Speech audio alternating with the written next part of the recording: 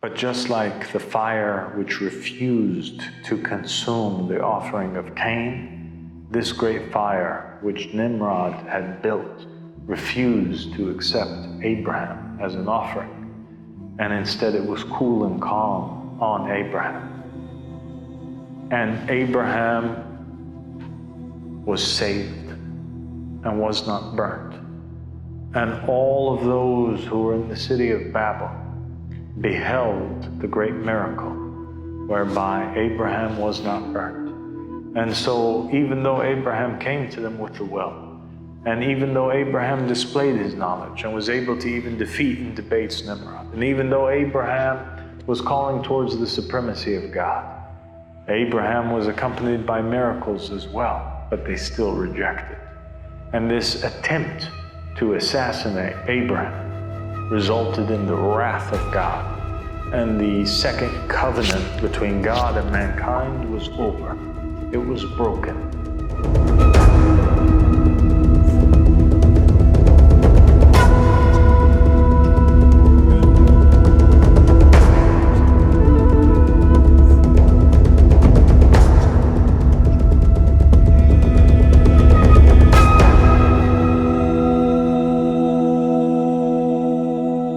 And so, as we said in the previous covenants, Adam was chosen by God. Iblis objects to it. He has envy. He's obsessed with ruling. He's obsessed with religious authority. He's obsessed with political authority. He can't let things go. He refuses to accept that anybody else can be better than him. And he wants to appoint himself and enforce his own will on the will of God. And God won't have any of it. After kicking him out of paradise for his act of disobedience against God's choice, he manages to seduce Adam and to infect Adam with pride and to make Adam also think of himself as being the best of creation. And Adam's pride leads him to disobey the one commandment in the very first covenant that God makes with humanity.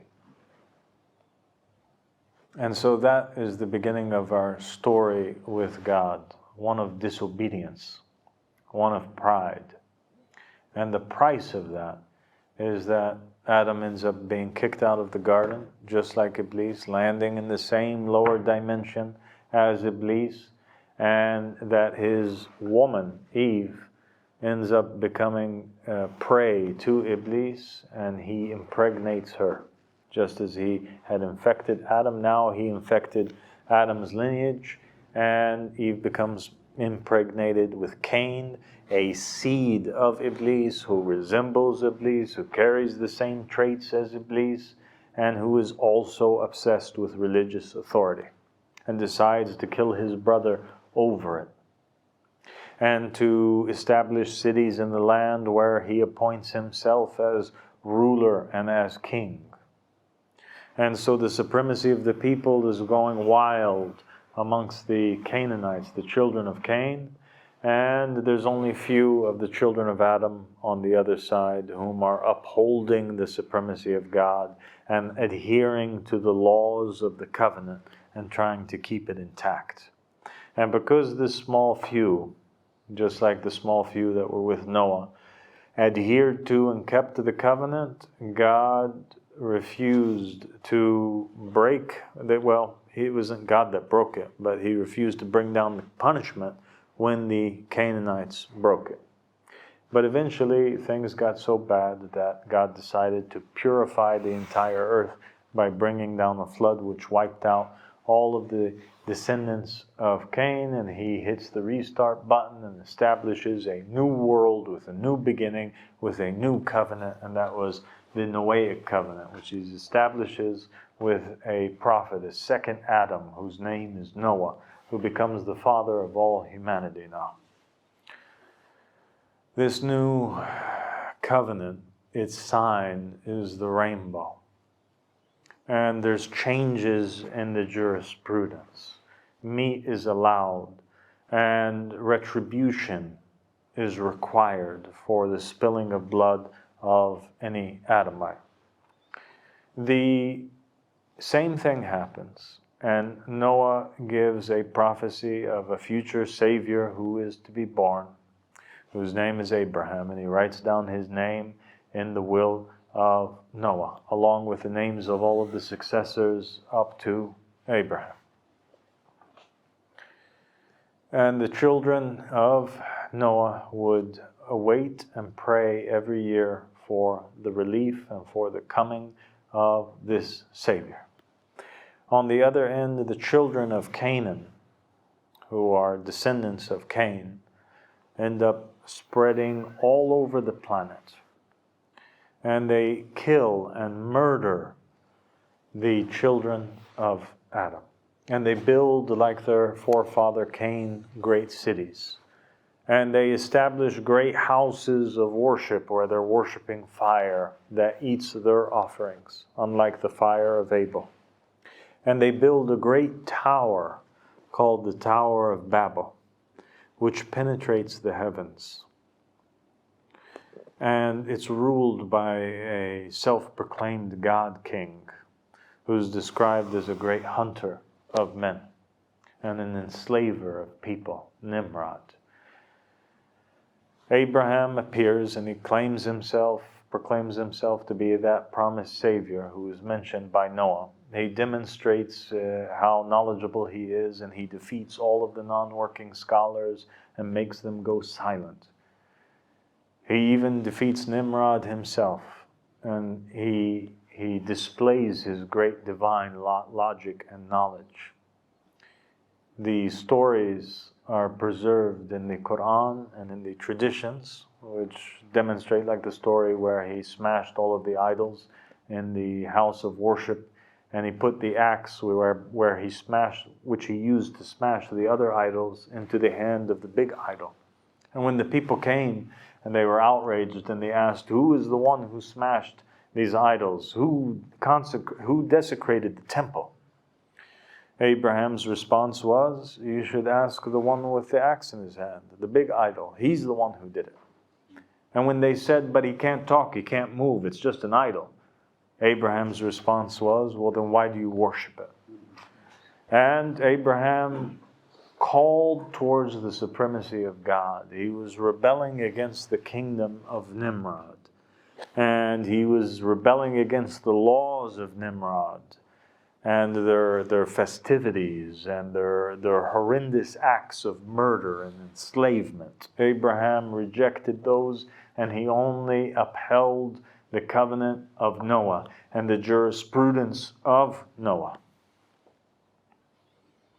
Until one day Nimrod had enough, and he took Abraham and he flung him into the fire in an attempt to offer him as an offering.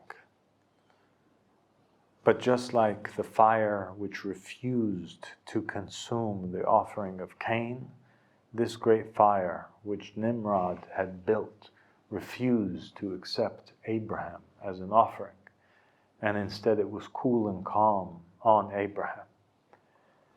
And Abraham was saved and was not burnt.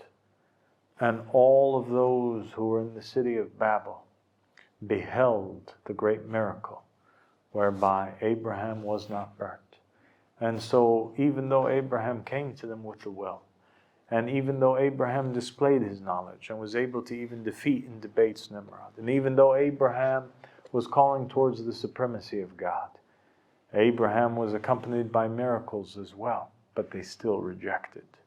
And this attempt to assassinate Abraham resulted in the wrath of God. And the second covenant between God and mankind was over. It was broken. And anytime a covenant is broken, a punishment comes down. But instead of a flood this time, because God promised he would never do that again to the earth, God brought down confusion and confused the languages of the Canaanites. and caused them to be many nations and tribes, all who were competing against one another.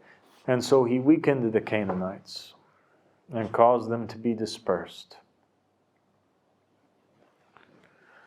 And God takes Abraham and establishes with him a new covenant. A covenant which only includes Abraham and his family, whom were the last remaining believers on the planet, the last remaining Adamites on the planet. And he blesses them. And he says, I have chosen you, and I'm going to make a covenant with you. And he adds to the jurisprudence of the covenant of Noah, and he makes it obligatory that every male from the family of Abraham be circumcised. And he chooses circumcision instead of the rainbow to be a sign of the covenant which he establishes with Abraham. And so if the rainbow was a sign for all of the people to behold, or all the believers to behold, then how could circumcision be a sign? And a sign to who? When circumcision itself is an act which takes place in a private area, which is usually covered. The only individuals who could behold and know whether or not a person was circumcised or uncircumcised is the parents or the wife of that male. Whereupon when they would get married, on the first night, before he would enter upon her, she would be able to see whether or not he was circumcised or uncircumcised. Oddly enough, circumcision in the Arabic language is called what, Mahmoud? Tathir. And tathir means what? Means purification. And so this act of circumcision was a purification for the family of Abraham. What was it a purification from? The only thing that it could be a purification from is from the lineage of the impure, which had once mixed with the lineage of Adam. It was to purify the seed of Adam through Abraham from these impure individuals, the Canaanites. It was so that the lineage of Abraham be separate forever from the Canaanites, that they may not intermingle, that they may not marry with one another, that the women of the family of Abraham and all those daughters of Adam may never once again be infected by the seed of Cain and his family and his sons. And this was an extremely serious matter. And God warned Abraham. He said, if any man is to not be circumcised, he will be cut off from his people. And to be cut off from your people means to be cursed, to be abandoned like Cain was abandoned from before. And so circumcision became obligatory. And once again, we see the jurisprudence changes. And this act, imagine how horrific it would be to the ears of the person who had never heard it before. There was nobody on the planet that would ever think of cutting the flesh around the private parts. This is something that would be considered insane. And so Abraham and his family were insane with the people of the earth. Insane with the people of the earth, insane with God. In the Gospels, there's a story called the healing of the Canaanite woman. And this story tells about how Jesus was walking with his disciples. And a Canaanite woman comes forward and throws herself at his feet. And she's crying and she's begging for Jesus to heal her daughter. She says, please, my daughter is being tormented by a demon. I've heard of all the miraculous wonders that you have done. Through one word of yours, you're able to banish demons and devils. Through a touch, you're able to heal the leper and the blind. Please save my daughter. Jesus remains silent. He's ignoring the woman. He doesn't even want to give her the time of day. He doesn't want to look at her. He doesn't want to talk to her. Then what happens? the disciples, they begin to mumble amongst one another, wondering, why is Jesus not helping this poor woman?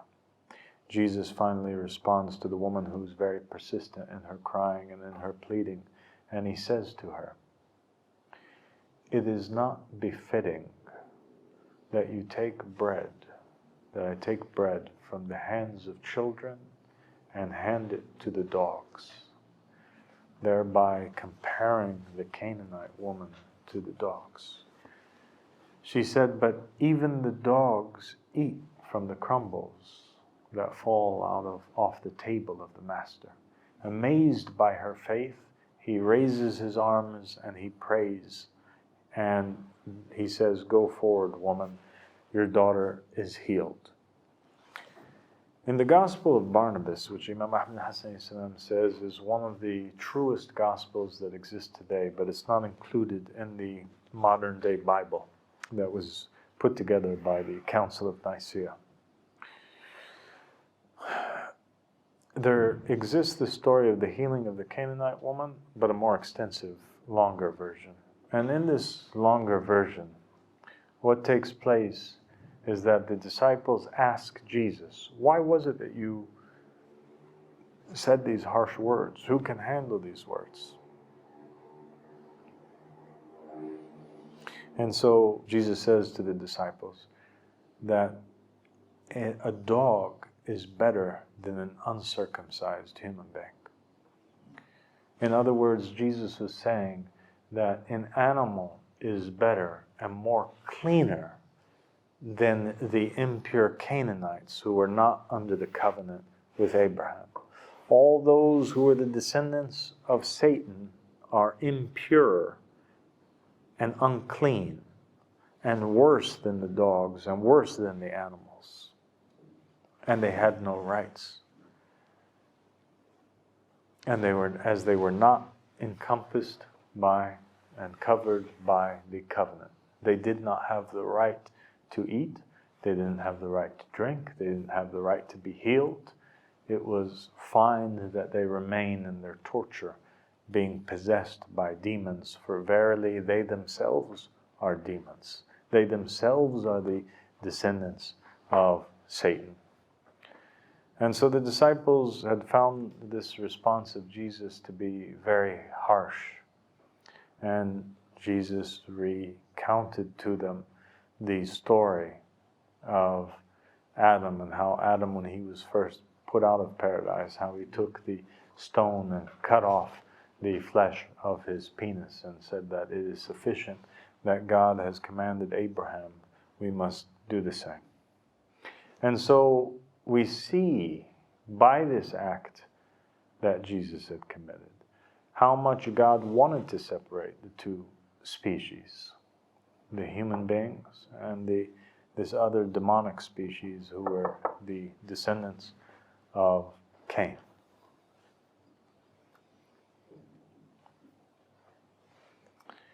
We also point out in the story of Abraham that Abraham was married to Sarah.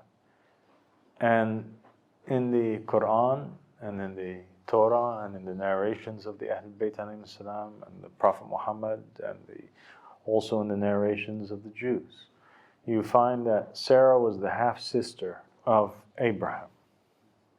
And so marriage at that time between siblings was still not forbidden, for no legislation had come down which forbid these types of acts.